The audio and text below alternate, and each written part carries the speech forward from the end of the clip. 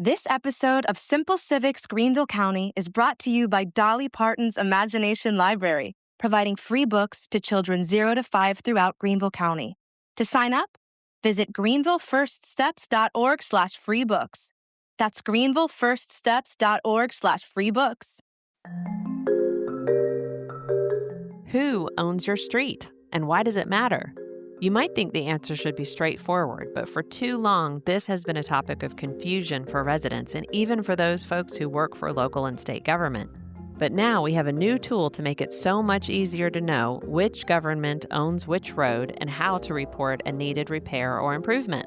I'm Katie Smith with Greater Good Greenville, and on this episode of Simple Civics Greenville County, we talk with Bike Walk Greenville about their new tool, Who Owns the Road, that lets you enter a street or search it on a map and make reports to your governments about what you're seeing. Joining me are Summer and Bennett Meares, members of the data analytics team for Bike Walk Greenville, a group of volunteers who call themselves the Geek Squad. On their own time, these volunteers have created this amazing resource for all of us to use. Bennett is a data engineer, and Summer's background is in marketing and writing, and they are both bike commuters who are out on the roads and trails every day. In the episode, we mention many online resources, and all of them will be linked in the show notes. I'm so pleased to be joined by two members of the data analytics team for Bike Walk Greenville, Summer and Bennett Meares. Thanks so much for being here today. Thank you for having us. Glad to be here, Katie. Let's even start at the very most basic. Why is it important that someone would know who owns a road? So we decided to do this Who Owns the Roads project as our first big project for Geek Squad, which is what we affectionately call the data analytics team, because road ownership is really foundational to the work of Bike Walk Greenville. So we often get the question of, why are roads the way they are? And the answer often comes down to who owns the road. So when we're looking at a project that might involve widening a sidewalk or adding a bike lane or looking at an extension of the Swamp Rabbit Trail that crosses over different roads, the first thing you need to know when you want to do a project like that is who owns that road. And road ownership also impacts storm debris collection. For example, after Hurricane Helene last year, some people had their debris on their streets collected within a week after the storm, whereas their neighbors 1 or 2 streets over had the debris sitting on the road for a couple of months. Road ownership also impacts salting and plowing, like during the ice and snow events that we had recently. It also impacts how you make a maintenance request when you want to report something like a pothole in the road, debris in the bike lane, or a broken sidewalk.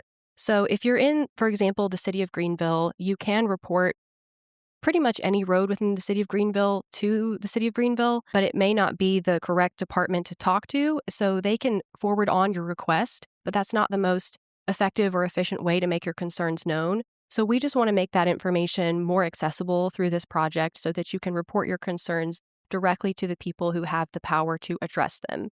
So that means you're submitting your maintenance requests to the people who actually own and maintain the road that you're on, and that would be either SCDOT, Greenville County, or one of the 6 cities in our county. Yeah, I think most people would think, well, I live in the city, so why aren't all the roads city roads?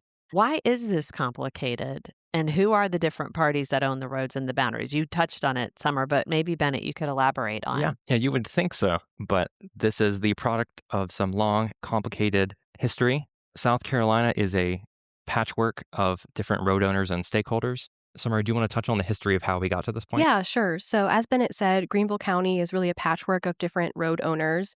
And generally speaking, most county roads are located in the unincorporated areas of the county, while city roads will fall within those city boundaries. So for example, in the city of Greer roads are going to fall within that boundary, but that doesn't mean that all the roads within the city of Greer are owned by the city, if that makes sense.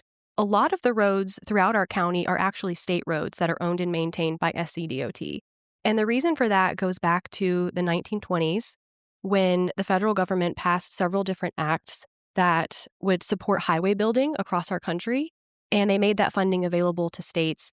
And South Carolina is historically a more rural agricultural economy, and a lot of smaller communities could not afford to pave their own roads. So the representatives actually advocated for the state taking ownership of their roads so they could be paved. And that's how we got the highway system that we have now and the road network we have now in South Carolina. And that may have worked for back then to bolster the economies of those smaller areas, but now it presents more challenges.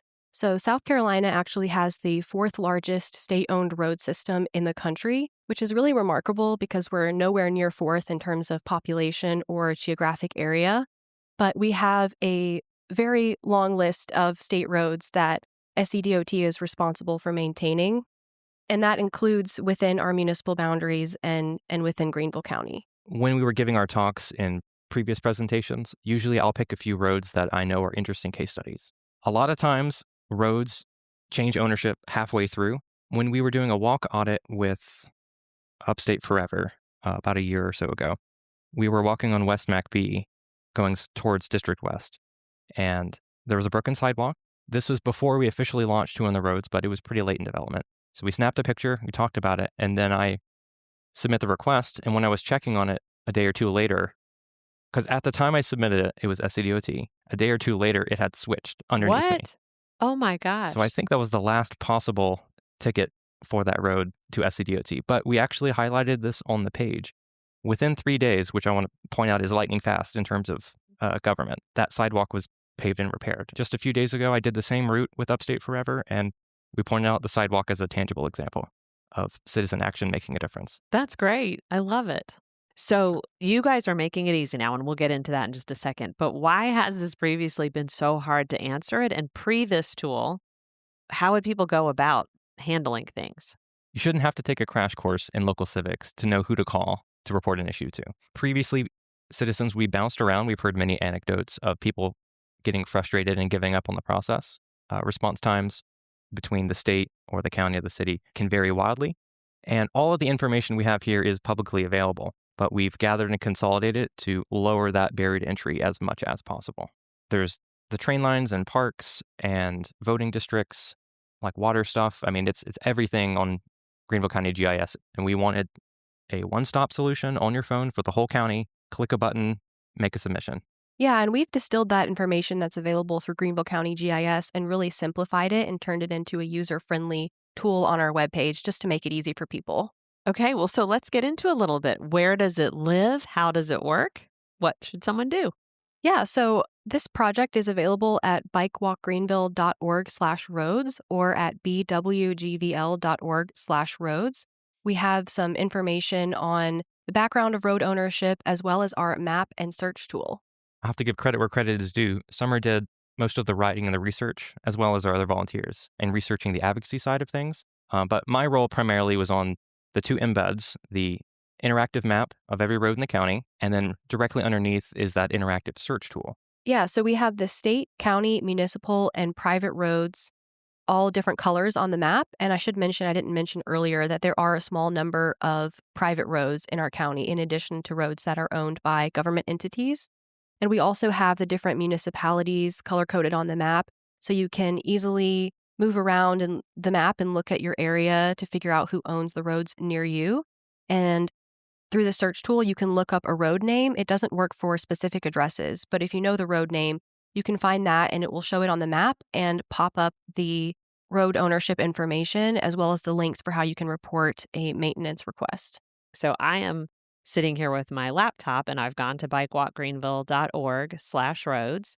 And let me tell you what I'm seeing so I can preview it for you. So at the top, I see a map of Greenville and I can move my cursor around and the little finger will highlight as I go every single road that it crosses over and who owns it. There's a little location arrow in the lower right, just like you might see on your iPhone when you're looking for a restaurant or a coffee shop. I can click on that and it zooms right in where I am sitting. And that makes it really easy for me to just scroll around and say, oh, look, this road is DOT owned.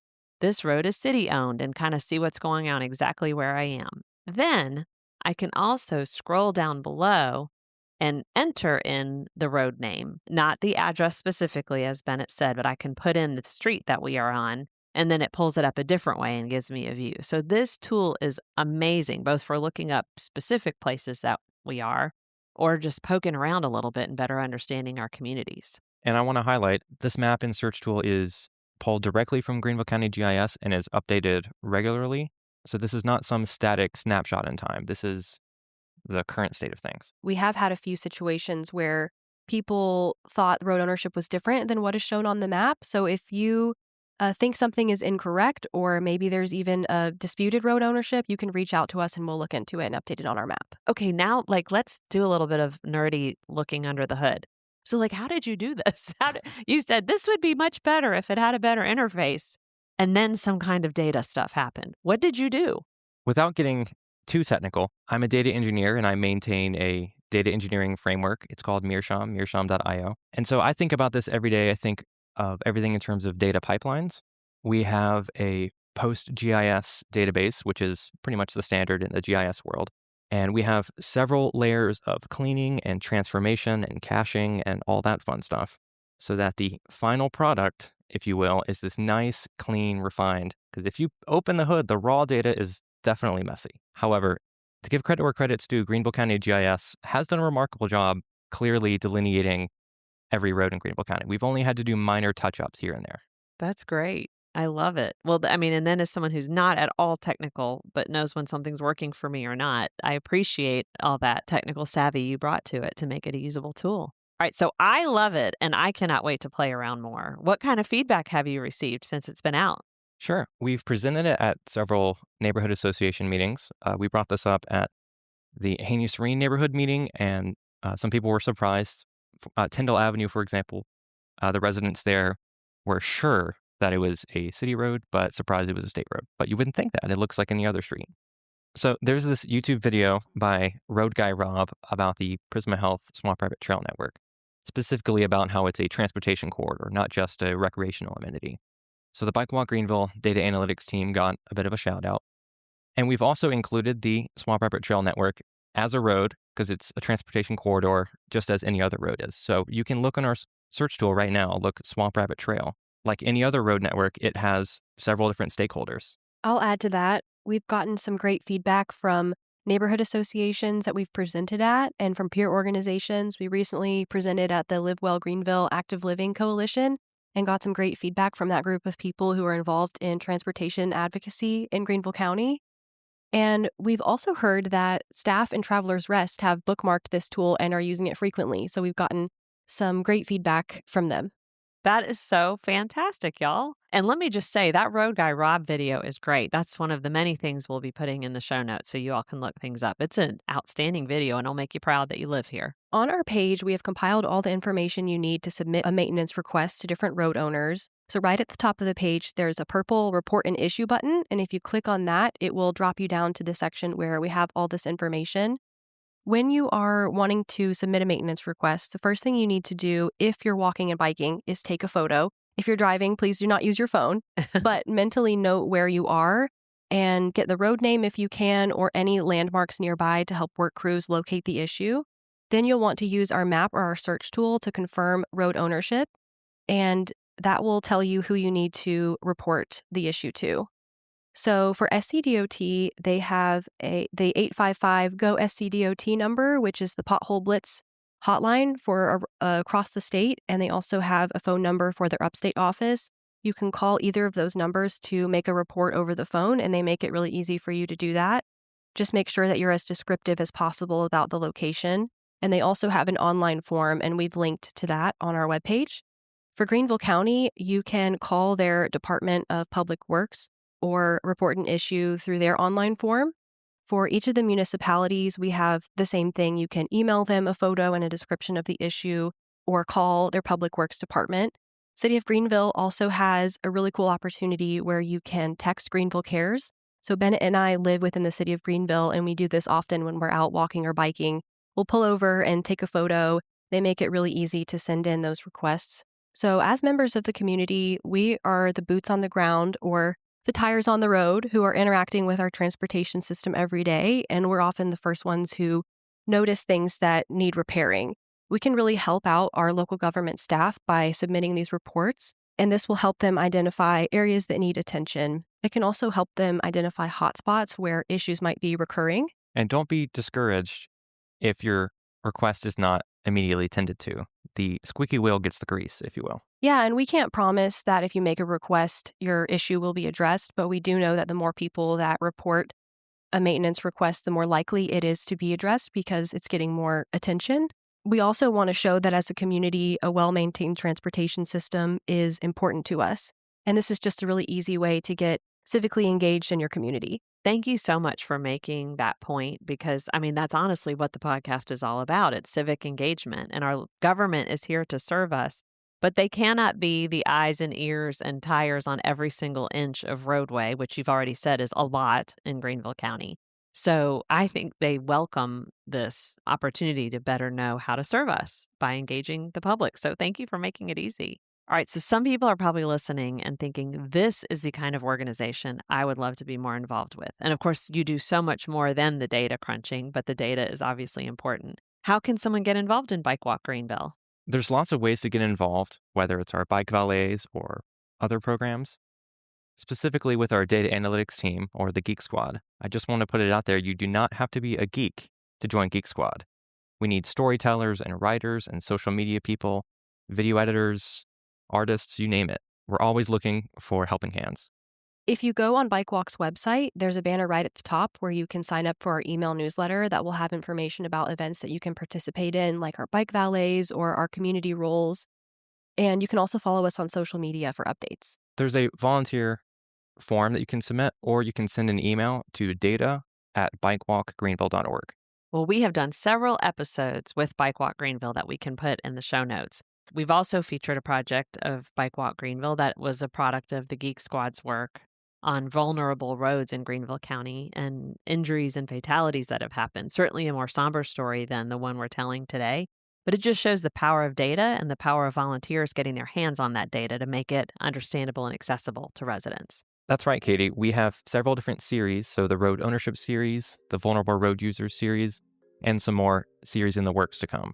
So I'm encouraging you, if you want to get involved, we have a lot of fun things that we're digging into.